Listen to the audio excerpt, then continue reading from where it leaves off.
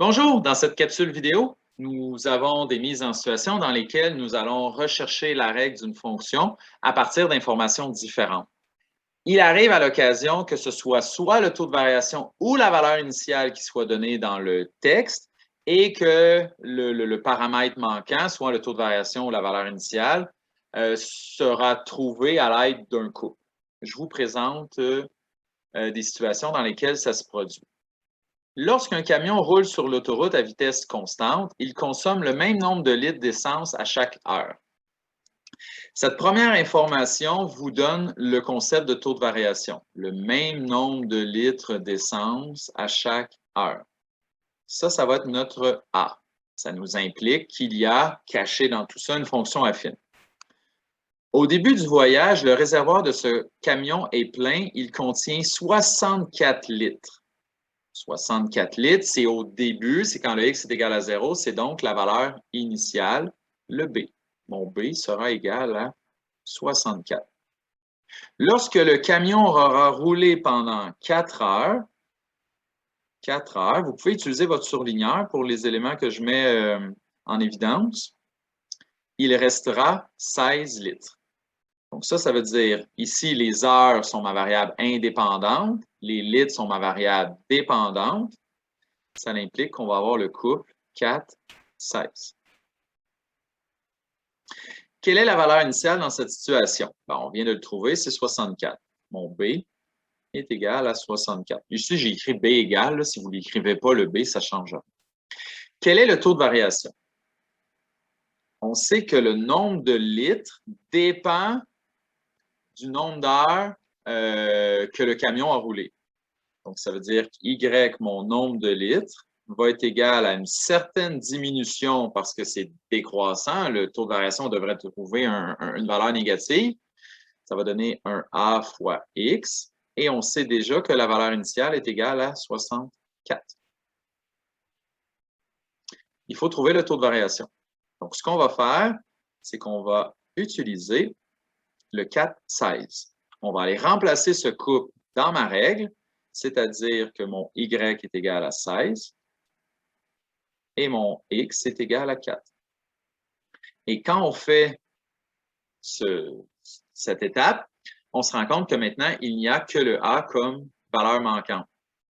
Si vous avez une équation, une égalité avec une inconnue, une variable inconnue, vous pouvez toujours faire la balance pour trouver cette valeur. Ce qu'on va faire. Donc ici, on veut isoler le A. On commence par enlever le 64.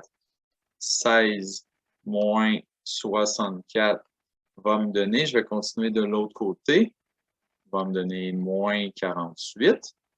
De l'autre côté, je vais encore avoir A fois 4. A fois 4, là, c'est la même chose que 4A. Là, c'est juste que le coefficient a été placé en deuxième. Là. On peut le placer en deuxième, en premier, ça ne change rien. Là. Le 4 est ce qu'on appelle en algèbre un coefficient. On peut, pour l'enlever, diviser par 4, diviser par 4. Ça va me donner moins 12 est égal à A. Ça veut dire qu'à chaque heure, le camion dépense 12 litres d'essence. Je voulais un A négatif, je comprenais qu'il fallait que mon A soit négatif, il a été négatif. C'est quand même rassurant, si on veut. Rassurant dans le sens que si vous êtes capable à la lecture du texte de déjà anticiper une valeur positive ou négative, ça vous donne une idée si ce que vous avez fait est bon ou pas. Quelle est la règle? On va écrire Y égale moins 12 fois X. J'écris le fois ici, je ne sais pas si vous le remarquez, là, vous n'êtes pas obligé de l'écrire. Moins 12X ou moins 12 fois X, c'est la même chose. Et on additionne 64. C'est ma règle. Le camion consomme 12 litres par heure et au départ, valeur initiale de 64.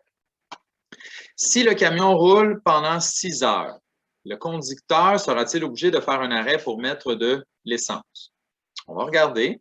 Si le camion roule pendant 6 heures, ça implique que mon X est égal à 6. Quelle sera la valeur du Y? Je vais faire Y égale moins 12X plus 64. Ma règle est une relation entre un nombre d'heures et un nombre de litres restant dans le réservoir. Là, je veux savoir au bout de 6 heures. Donc, ça va me donner Y qui est égal à moins 12 fois 6 plus 64. Moins 12 fois 6, ça fait moins 72 plus 64. Et moins 72 plus 64 donne moins 8. Qu'est-ce que je viens de trouver? Je viens de trouver qu'il manquerait 8 litres. Si j'avais obtenu une valeur positive, exemple 3 litres, ça aurait voulu dire qu'au bout de 6 heures, il reste 3 litres. Là, j'ai trouvé qu'au bout de 6 heures, on est à moins 8. Ça implique qu'il a manqué d'essence. Donc, est-ce que le camion devra faire un arrêt? La réponse est oui. Oui, virgule, il devra s'arrêter car il manquera 8 litres d'essence. On peut l'expliquer rapidement comme ça. Petit résumé, on a trouvé la règle qui va nous permettre de répondre à la question. C'est vraiment l'utilité d'une règle dans une situation texte ou quand on travaille avec une fonction affine. Exemple 2. Jenny prépare son voyage. Elle a économisé un montant d'argent pour ses dépenses quotidiennes. En moyenne, elle s'est allouée un budget de 65 $ par jour. Donc, ça veut dire qu'à chaque jour, elle va dépenser 65 $. Ça, c'est la définition d'un taux de variation. On doit comprendre ici que son A, c'est une dépense, il est à moins 65. Après 3 jours, il lui restera 260. Encore une fois, si vous avez un surligneur, vous pouvez mettre ces informations en évidence. Après 3 jours, il lui restera 260 $. C'est un couple, c'est une association entre un X, un nombre de jours, et un Y, un montant d'argent restant. On s'intéresse à la relation entre le nombre de jours, je viens de le dire, c'est le X, écoulé depuis le début de son voyage, et le montant qui lui reste, c'est mon Y. Quel est le taux de variation? On l'a trouvé parce qu'on connaît la définition. Combien elle dépense par jour? Elle dépense 65 $. Donc, mon A est égal à moins 65 parce que c'est une dépense, son argent n'augmente pas, il diminue. Quelle est la valeur initiale? Donc là, nous savons que notre règle va être Y, le montant d'argent qui lui reste, diminue de 65 $ par jour, mais il y avait un montant initial B. Pour trouver la valeur du B, on va aller remplacer le couple 3 et 260. C'est la même chose qu'on a fait dans l'exemple précédent, c'est juste que cette fois-ci, je vous donne le A, ou plutôt le A est dans le texte, et vous cherchez le B, alors que tantôt, c'était l'inverse. Le Y est égal à 260 et le X est égal à 3.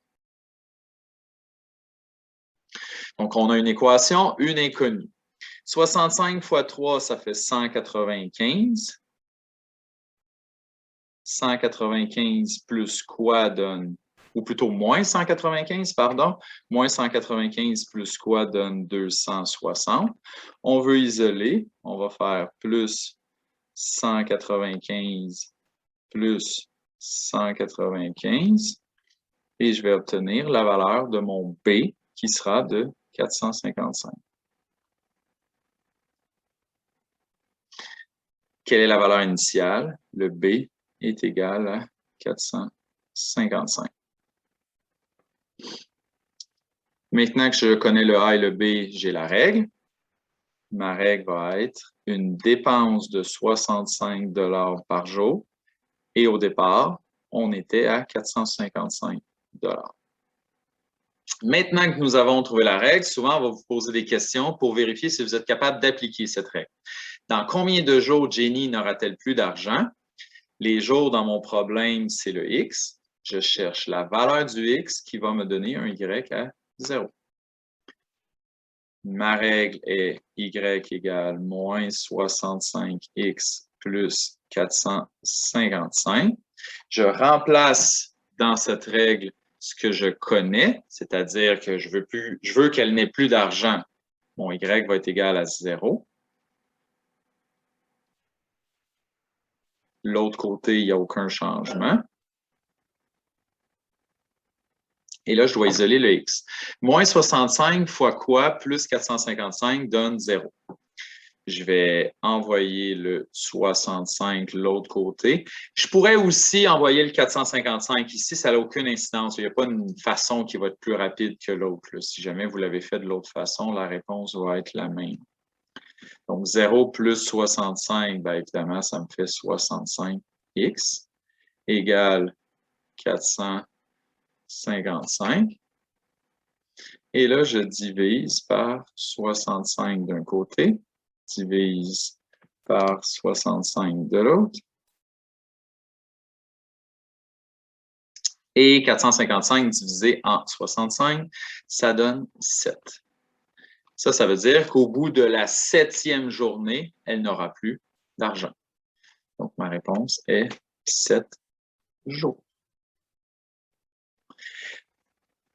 Donc, en espérant que cette capsule vous a aidé à mieux comprendre ce qu'on peut faire pour trouver la règle d'une fonction affine et l'appliquer dans un problème, je vous remercie pour votre écoute et bon travail.